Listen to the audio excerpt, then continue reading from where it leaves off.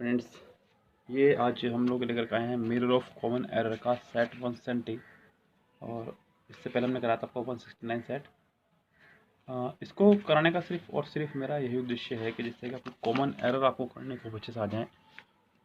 ये नहीं कि मैं सोच रहा हूँ सर किसी एग्ज़ाम की जो आप सोल्व करानी, इससे कोई फ़र्क नहीं पड़ता कि आप मान लीजिए आपका एसएससी स्टेनो का ही एग्ज़ाम हो तो आप एसएससी स्टेनो की ही सिर्फ प्रैक्टिस सेट सोल्व करें, इसके अलावा कुछ सोल्व ही ना करें। यस, ऐसा अपने मन में बिल्कुल भय निकाल दीजिए आप, क्योंकि इंग्लिश है, ये मैथ्स नहीं है, फिजिक्स केमिस्ट्री बायो नहीं है। ये एक भाषा है और भाषा का कोई अंत नहीं है और कुछ नहीं पता कहाँ से आ जाए। यस, तो आपको मतलब आपको बस नियम्स होने चाहिए, पूरे पूरे रूल्स होने चाहिए, पूरे नियम होने चाहिए, फिर चाहे कुछ भी आ जाए, कहीं से भी आ जाए चाहे। इसलिए मैं इस सेट को सोल्व करा रहा हूँ और इसलिए आपकी भी दिखना जिम्मेदारी बनती है। ये मत सोचिए तो राजस्थान ग्रामीण बैंक का लड़का एग्जाम करा रहे थे 2009 का, अब हमारा कौन सा कोई बैंक का एग्जाम थोड़ा है। जी नहीं, इससे कोई आपका लेना देना नहीं है और ऐसा होता भी नहीं है। सोच रहे होंगे आप कि एसएससी के सेंटेंस रिपीट हो जाएंगे, ऐसा बिल्कुल नहीं होगा। सेंटेंस कहीं से बिठा सकते हैं, आपके पास रूल्स मजबूत होने चाहिए। और आप यकीन नहीं करेंगे, मैं काफ़ी समय से इंग्लिश पढ़ा रहा हूँ और मैंने काफ़ी सेट सोल्व भी किए हैं। अब शायद ही मेरे सामने कोई सेंटेंस ऐसा आता हो जिसको मैं सोल्व ना कर पाता हूँ। ऐसा इसलिए नहीं कि मेरी इंग्लिश, मेरे को सारे सेंटेंस रट गए, मेरे को सारे रूल्स रट गए। यस, रूल्स ज़्यादा नहीं है, आप कितना चेंज कर सकते हैं सेंटेंस के अंदर। राम की जगह श्याम, श्याम की जगह महेश, महेश की जगह सुरेश, कितना चेंज करेंगे, कितना चेंज करेंगे, बिल्कुल भी चेंज नहीं कर सकते ज़्यादा आप। घूम फिर के सेंटेंस फिर वही आना शुरू हो जाते हैं, बस नाम वगैरह बदल जाता है, रूल्स वही रह जाते हैं। यस, इसलिए अब आपकी भी जिम्मेदारी बनती है कि आप इस सेंटेंस के प्रैक्टिस सेट को करें ढंग से, जिससे कि आप कॉमन एरर बहुत ही ज़्यादा ज़बरदस्त हो जाए। जैसे कि पहला सेंटेंस है, if a hotel is very expensive it does not mean that it's service is best. कह रहा है कि यदि कोई होटल बहुत महंगा हो तो इसका कोई मतलब नहीं कि उसकी सर्विस भी बेस्ट ही होगी। इफ़ अ होटल यानी कि सिंगुलर के साथ सिंगुलर वर्ब लगाए, वेरी एक्सपेंसिव, इट के साथ भी singular, does not mean that. That यहाँ एज अ कंजक्शन काम कर रहा है, बिकॉज दैट के बाद भी वर्ब है और दैट से पहले भी एक वर्ब थी। That it's services, services plural है जिसके साथ में आर आना चाहिए था। यस, क्या आना चाहिए था यहाँ पे, सर्विसेज के हिसाब से आर आना चाहिए था। और बेस्ट एक सुपरलेटिव डिग्री है, इसलिए बेस्ट से पहले द आना चाहिए था, are the best, are the best. इस तरह सेंटेंस आपका होना चाहिए था। यस, उसके बाद देखिए नेक्स्ट सेंटेंस क्या कह रहा है। बड़ा प्यारा सेंटेंस है नेक्स्ट भी। सेंटेंस नंबर सेकंड कह रहा है कि Betty has a term paper to write, she has a lab to finish is, she has a lab in finish to. Betty एक सिंगुलर सब्जेक्ट है, इसलिए उसके साथ उसने सिंगुलर वर्ब लगाई है और यहाँ हैज़ ए रखने के तर्क में आ रहा है, इसलिए इसके साथ में मेन वर्ब की आवश्यकता नहीं है। तो यहाँ से मेन वर्ब ही है हैज़ ए।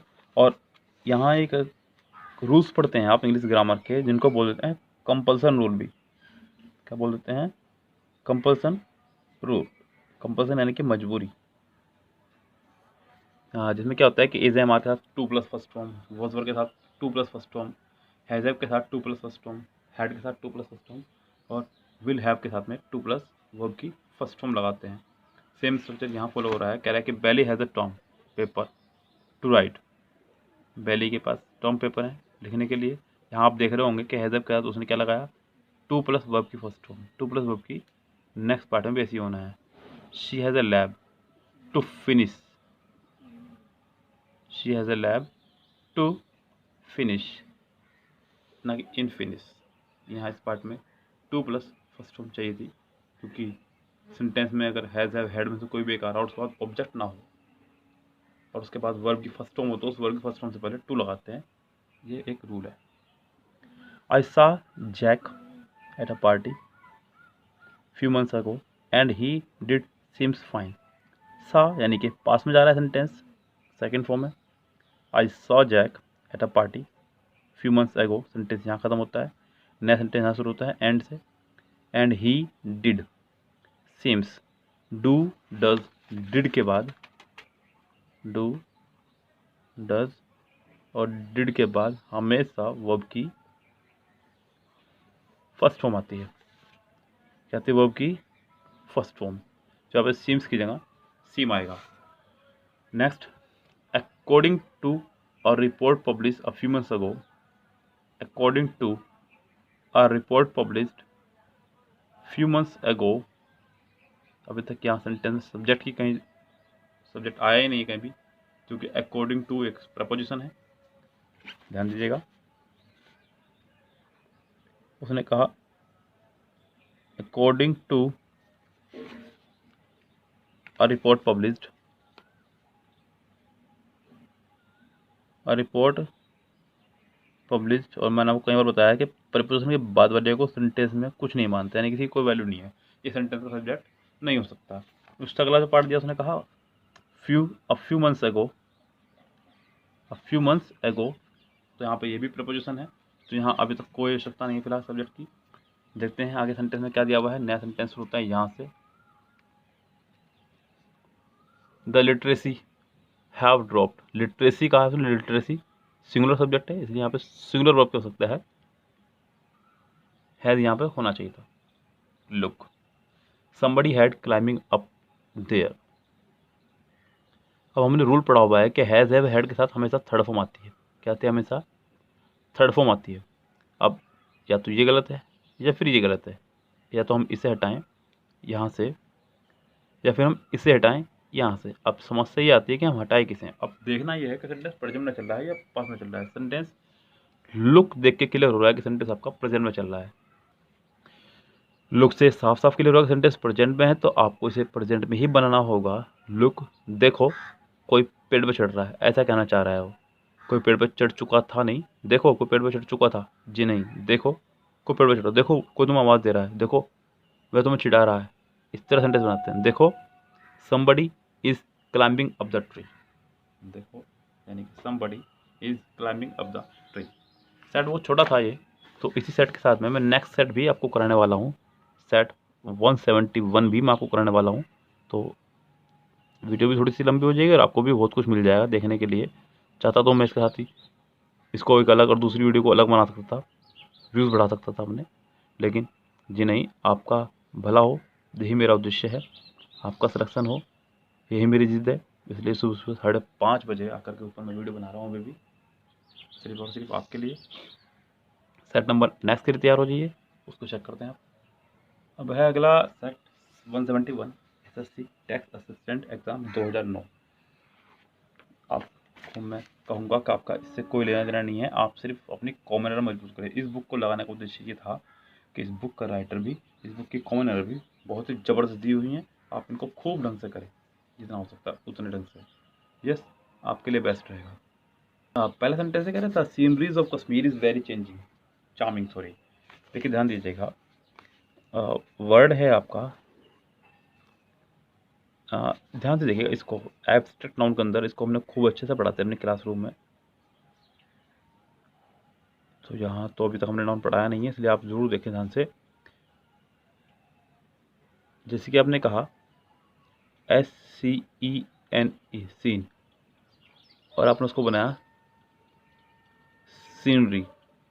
तो जब भी आप किसी नाउन में या वर्ब में कुछ भी एडिट करके कोई वर्ड बनाते हैं तो वो हमेशा बनता है आपका एब्स्ट्रैक्ट नाउन। क्या बनता है? Abstract noun. और एब्स्ट्रैक्ट नाउन का कभी भी आप प्लूरल नहीं बना सकते। जैसे कि POET पोएट से बना आपका पोएट्री, जैसे कि MANAGE मैनेज से बना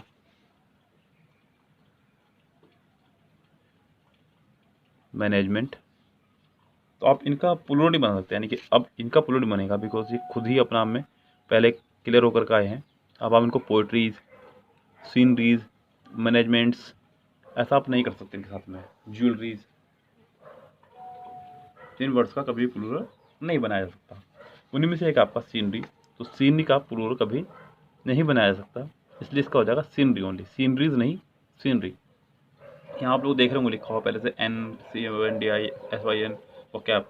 ऐसा इसलिए क्योंकि मैंने इस बुक से जो है अपना खुद का एक निजी प्रैक्टिस सेट बनाया हुआ है, जिसमें इस बुक में आए हुए नाउन के सारे सेंटेंस मैंने अलग कर दिए, सिंटेक्स के सारे सेंटेंस मैंने अलग कर दिए, प्रोनाउन के सारे सेंटेंस अलग कर दिए, कंडीशन सेंटेंस के अलग कर दिए, तो इस तरह से मैंने अलग कर दिए थे। तो उस बुक को पढ़ करके मैंने कहा कि NCONDI सिंटैक्स, वोकैबुलरी, सुपरफ्लोज, ऐसा सब कुछ लिख दिया मैंने।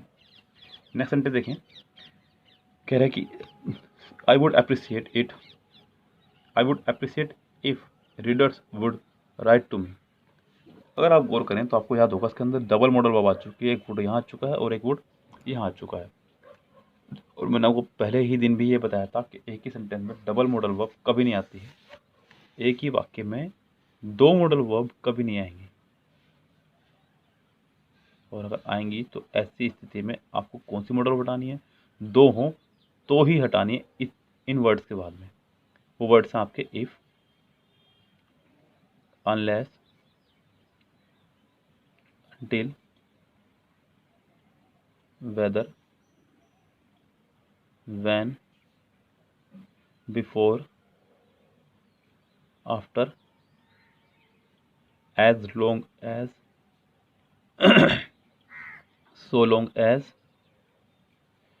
1 2 3 4 5 6 7 8 9, अभी तक 9 हुए हैं। प्रोवाइडेड दैट,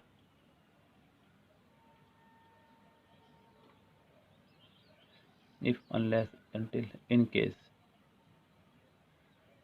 ये ऐसे आप याद रखेंगे ज़्यादा अच्छा रहेगा, बिकॉज मुझे भी इसी याद है कि इस गिनती में जो है टोटल 11 है। कितने हैं गिनती में टोटल? ये 11 है। इस तरह से मुझे याद रहता है। मेरे पास अभी फिलहाल कोई नोटबुक, कोई रूल्स का अपना कोई पन्ना कुछ नहीं है मेरे पास फिलहाल इस टाइम।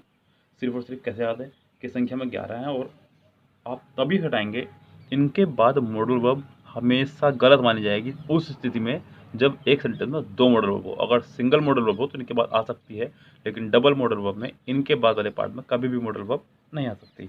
यहाँ पे भी इसके बाद वाली मॉडल वर्ब हट जाएगी। नेक्स्ट सेंटेंस, कल neither of the two children said their prayer before going to bed। ध्यान दीजिएगा यहाँ पे, ये each every either another anyone यानी कि indefinite pronoun है, sorry indefinite pronoun, distributive pronoun, sorry. neither, either, each, every, everyone, one वाले सारे, everybody, बड़ी वाले सारे, इनके साथ में अगर डायरेक्ट कभी वर्ब आ रही हो तो सिंगुलर वर्ब आएगी, ध्यान रखें। इनके साथ में ये दूसरा रूल है सबके लिए, यार ये जो भी रूल लिख रहा हूँ सबके लिए, जैसे कि ये सबके लिए है, ये भी सबके लिए है कि इनके साथ में हमेशा सिंगुलर नाउन आता है और सिंगुलर वर्ब आती है और सिंगुलर पजेसिव। सिंगुलर पजेसिव से मतलब है मेरा या तो हिज या हर। इस इनके साथ में अगर ऑफ लगा हो, क्या लगा हो, ऑफ लगा हो, तो प्लूरल नाउन आएगा, लेकिन वो सिर्फ ऑफ की वजह से, किसकी वजह से, ऑफ की वजह से। और ऑफ एक प्रपोजिशन है और प्रपोजिशन के बाद वाली कोई वैल्यू नहीं होती। मैं आपको कई बार चीख के बता चुका हूँ।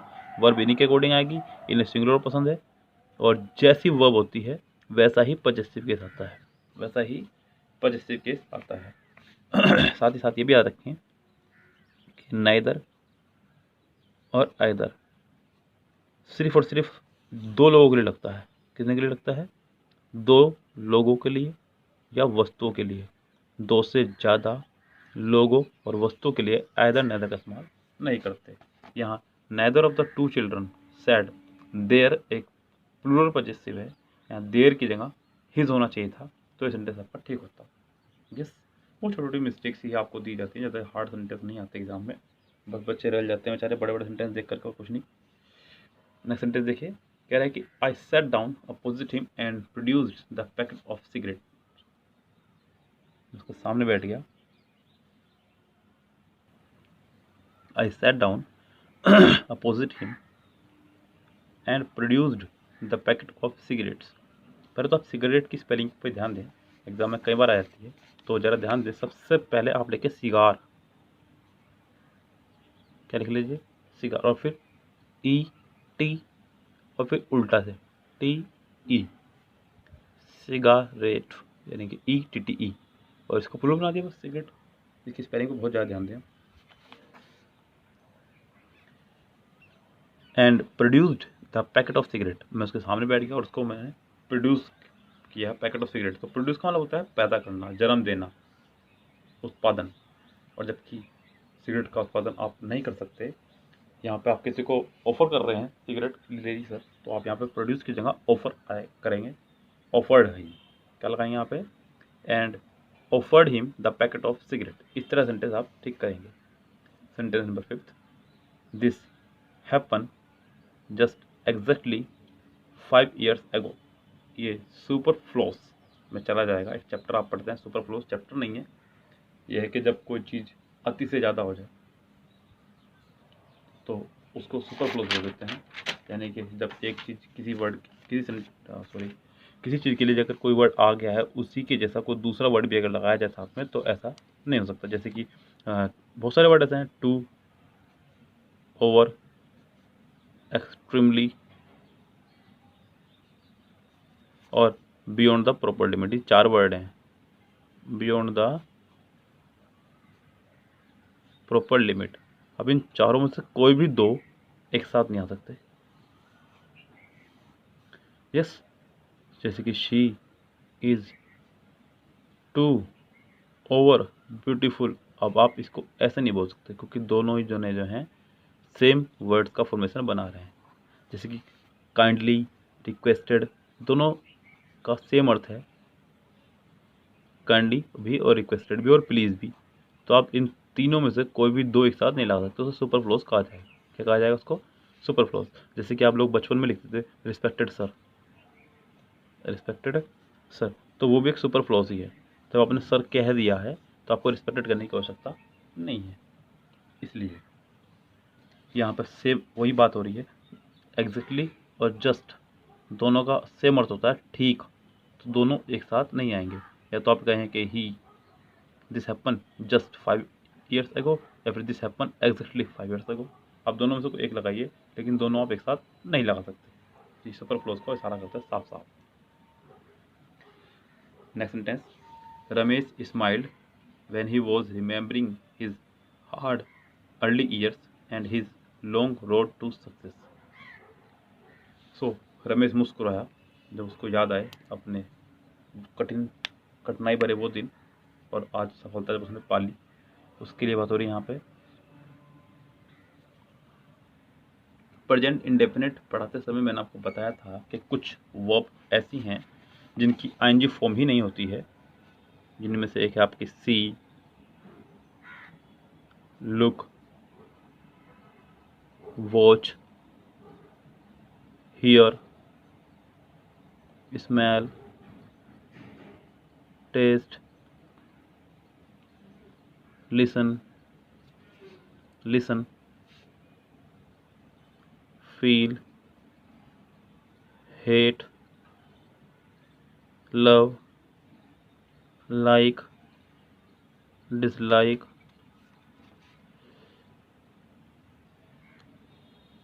रिकॉग्नाइज,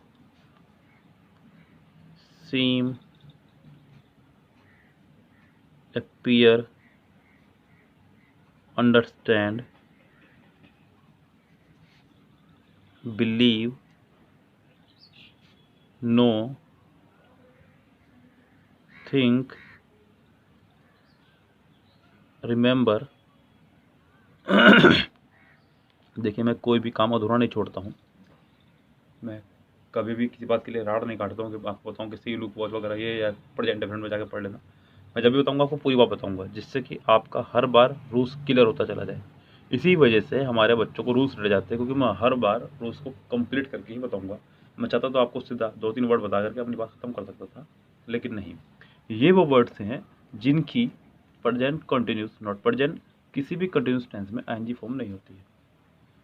यस, मैंने लिखते वक्त साथ साथ बोल रहे हैं, इसलिए आप मेरी राइटिंग को मत जाइएगा। यस, मेरी राइटिंग थोड़ी सी नहीं, बहुत ज़्यादा पुअर है। आप मेरी राइटिंग को देखते हुए ना फैसला ले। मैं बोल रहा था साथ साथ लिखते वक्त आप इस वीडियो को दोबारा देख सकते हैं, लेकिन लिखते रहें हाथ पाँव। तो यहाँ यही गलती कर दी गई है। यहाँ वॉज रिमेंबरिंग यानी कि कंटिन्यूस बना दिया गया है। सेंटेंस के इसी पार्ट में मिस्टेक है। जैसे इन वर्ड्स की मैंने आपको जितने भी लिखवाई, अगर इनकी एनजी दी गई हो तो समझिए तुरंत वही गलती है हमेशा। तो वॉज रिमेंबरिंग नहीं, खाली रिमेंबर्ड आएगा। क्वेश्चन नंबर नेक्स्ट देखें, कह रहे हैं कि God heavens how has she grown. God heavens how has she grown. Sentence बहुत ही ज़्यादा जानदार सेंटेंस एक्सक्लेमेटरी फॉर्मेशन पे है। गॉड हेवंस, यहाँ तो कुछ है ही नहीं जो मैं इसके ऊपर बात करूँ। गुड हेवंस, सॉरी मैं गॉड पढ़ रहा हूँ बार बार। गुड हेवंस, और नेक्स्ट सेंटेंस है हाउ हैज शी ग्रोन और एक्सक्लेमेटरी साइन। अगर सेंटेंस में हो एक्सक्लेमेटरी साइन आखिरी में तो क्या गलती हो सकती है। एक्सक्लेमेटरी साइन लगा रहा है और सेंटेंस बना रहा है इंट्रोगेटिव। अगर आप गौर करें, how has she, W family, helping verb, subject, तो फिर आखिर में क्वेश्चन मार्क्स आना चाहिए था। ये तो आखिर में क्वेश्चन मार्क्स लगाए हम तो ठीक होगा। या फिर इस फॉर्मेशन को चेंज करें, और आप कुछ भी एडिट नहीं कर सकते। आप सबसे पहले कोशिश करेंगे कि आप उसी को ओमिट करें, यानी कि वहीं से ही क्वेश्चन आपको ठीक हो। तो how she has grown, sentence number 7 का आप थोड़ा सा फॉर्मेशन बदल देंगे। आप इसको बदल देंगे हाउ शी हैज़ ग्रोन, जैसे कि आपने भी देखा होगा हाउ ब्यूटीफुल यू आर, कितने खूबसूरत हो तुम। तो हेल्पिंग वर्ब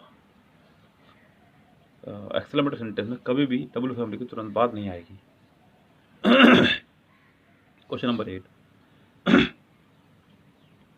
कह रहा है कि the doctor advise Mister Morgan that because of his severe cramps he should lay in the bed for a few days, यानी कि उसको बेड रेस्ट करना है कुछ दिनों के लिए। ये लिखा भी हुआ है कि ये एक इडियोमेटिक मिस्टेक है, लेकिन अब देखना है ये है कि इडियोमेटिक मिस्टेक है कहाँ। तो डॉक्टर एक सब्जेक्ट है, सिंगुलर सब्जेक्ट के साथ सेकंड फॉर्म लगा दी और ये ऑब्जेक्ट है।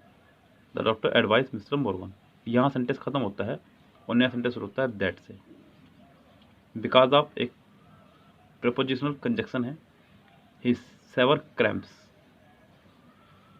कोमा लगा दिया है, कोमे से कोमे तक के सेंटेंस को कुछ नहीं मानेंगे। नया सेंटेंस शुरू होता है यहाँ से। ही के साथ शुड लगाया, सेंटेंस पास में चल रहा है तो पूरा सेंटेंस पास में चल रहा होगा। याद है मैंने आपको बताया था कि मैंने फ्यूचर की विल शैल कैन में को प्रेजेंट में और वुड शुड कुड माइट को पास में रखा हुआ है, तो आप इसको एज ए पास समझें। ले इन द बेड, ये एक इडियोमेटिक फॉर्मेशन है। ले इन बेड होगा, खाली लेटना या सोना के लिए हम लोग इस्तेमाल करते हैं ले इन बेड। ले इन बेड नहीं, माफी चाहूंगा, लाई इन अ बेड, सोना या लेटना। तो ये एक इडियोमेटिक फॉर्मेशन था, इसका ग्रामर रूल से कोई लेना देना नहीं था। ए variety of present items in the shops. अब अगर आप गौर करें सेंटेंस में, तो सेंटेंस में सब्जेक्ट है आपका अ वैरायटी। क्या सेंटेंस सब्जेक्ट अ वैरायटी, उसके बाद में ऑफ प्लेजेंट आइटम्स प्रपोजिशन के बाद आया। इन द शॉप भी प्रपोजिशन के बाद है, यानी कि सेंटेंस में अभी तक इसके हिसाब से कहीं भी वर्ब नहीं आई है।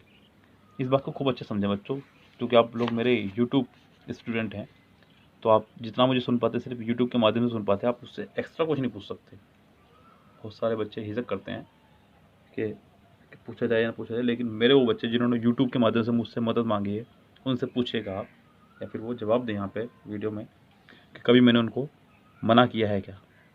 बच्चे अगर सवाल पूछ रहे हैं तो मैं तुरंत रिप्लाई देता हूँ आपको। कि प्रपोजिशन के बाद वाले को सेंटेंस में कभी भी कुछ ना माने, ये ध्यान रखें। आप उसको कट करते हुए आगे बढ़ें, आपके लिए सेंटेंस छोटा सा रह जाएगा। आपके लिए सिर्फ सेंटेंस रह जाएगा सब्जेक्ट वर्ब ऑब्जेक्ट, बस इतना सा काम रह जाएगा। यहाँ मैंने यही किया, प्रपोजिशन के बाद काट दिया, प्रपोजिशन के बाद काट दिया। अब वर्ब आती है, singular subject singular verb, attract नहीं अट्रैक्ट्स होना चाहिए था। क्या होना चाहिए था, अट्रैक्ट्स। जहाँ सेंटेंस में बी पार्ट में मिस्टेक है। नेक्स्ट सेंटेंस और लास्ट सेंटेंस है, मैं तो यही लिख देता हूँ क्योंकि कैमरे की सेटिंग करना बड़ा मरण हो जाता है। मैं इतना लिख रहा हूँ सेंटेंस को, इतना वीडियो पॉज कर देते हैं। यहाँ सेंटेंस है, कह रहा है कि the table's legs have been elaborately carved. अगर हम यहाँ गौर करें तो यहाँ पर टेबल्स लेग करा है, और ध्यान रखें कभी भी एपोस्ट्रोफे नॉन लिविंग के साथ में, नॉन लिविंग के साथ कभी भी एपोस्ट्रोफे एस नहीं आता। नॉन लिविंग पार्ट में कभी भी एपोस्ट्रोफ एस नहीं आ सकता, तो ये पार्ट आपका यहाँ गलत होता है। द टेबल्स लेग्स की जगह द लेग्स ऑफ टेबल होना चाहिए था। The legs of the table have been elaborately carved, जो भी है। तो आपको इस तरह से सेंटेंस को ठीक करना होगा। उम्मीद करता हूँ कि आपको मेरे द्वारा बनाई गई वीडियोस पसंद आ रही होंगी। आप लोग जो भी देख रहे हैं बच्चे, वो साथ साथ उनको मैं एक आज इन्फॉर्मेशन भी देना चाहूँगा कि मैं व्हाट्सएप पे एक स्पेशल ग्रुप बनाया है, जिसमें सिर्फ और सिर्फ वो बच्चे मेरे साथ जुड़े हैं जो वास्तव में पढ़ाई करना चाहते हो। यस, सुन के देखने वाले, चुप बैठने वाले ना आए ग्रुप में, क्योंकि वही बच्चे आए हैं जो अपनी क्वेरीज लेना जानते हो। तो क्वेरीज जिसको भी चाहिए वो मेरे इस व्हाट्सएप ग्रुप में जुड़ जाए, जो कि है 8279738238। आप मुझे इस नंबर पर मैसेज कर दीजिएगा अपने नाम और सिटी के साथ में, मैं आपको उस ग्रुप में ऐड कर दूँगा। Yes, have a nice day, see you tomorrow, शब बखैर, गुड नाइट।